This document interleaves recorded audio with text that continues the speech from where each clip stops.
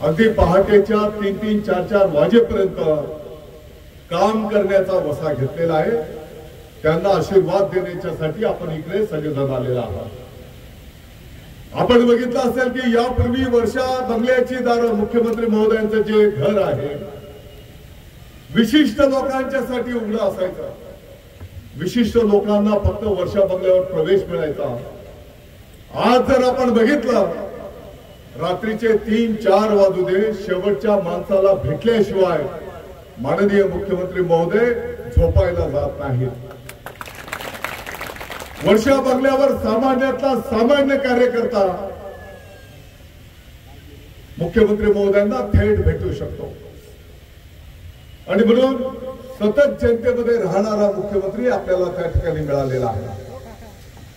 पाठीमागच्या काळामध्ये आपण बघितलं असेल की माननीय मुख्यमंत्री महोदय एकनाथजी शिंदे साहेबांच्या नेतृत्वाखाली आपल्या आदिवासी बांधव असतील